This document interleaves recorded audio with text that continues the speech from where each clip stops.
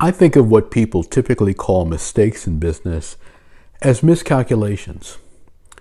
I think miscalculation is a much better way of looking at something that you might typically think of as a mistake, because there really is no mistake. When you calculate or miscalculate and find yourself at a place where you didn't expect, there's always information that's very valuable to you. And in fact, often there's information that is more valuable than you anticipated.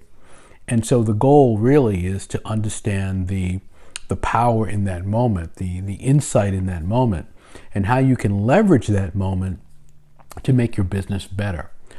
What comes to mind is the familiar story of 3M and the Post-it notes. It essentially was an adhesive that did not work. It did not have the right properties, and so it was something on the shelf that they were trying to figure out what to do with.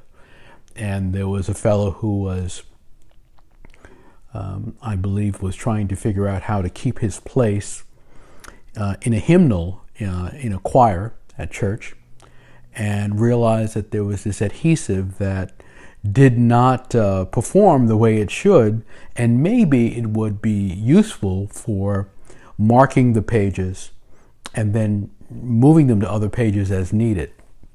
It's an example of a business that was created out of what was perceived as a mistake or miscalculation. Now, I've made lots of miscalculations in my business career, a lot of times thinking things would turn out one way and they turned out another way. But I learned from them. And in fact, the great benefit that I've experienced as a result of decades of that is that I'm able to share those experiences with my clients and share them with you. And I'm able to help people in business situations and settings where they might not understand what the implications of what they're doing might be. And there'll be a lot of people out there who will look at a particular technique, a particular marketing technique or a particular sales technique, and they won't be able to see enough of what is possible with that, or what might not go in the way you'd like it to go, because of not having those miscalculations. So think about the things that you might typically think of as mistakes differently. I keep notes on the things that I've learned from various experiences. I'm always debriefing myself. Okay, what went well here, and what do I need to learn about here? What is the challenge that needs to be addressed here? What is the problem, so to speak, that has to be corrected? How do we figure out how to achieve this particular result? And that's when you're able to then dig in and figure out how you can get that business operating in a better way. Now, if you work for someone else, they might be less forgiving when it comes to miscalculations, particularly if you're spending money or you're expecting certain results and those results don't happen.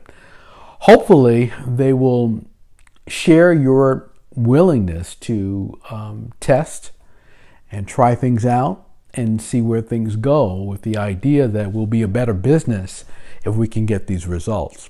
But if you work for yourself, if you are running your own operation, you have more leeway here.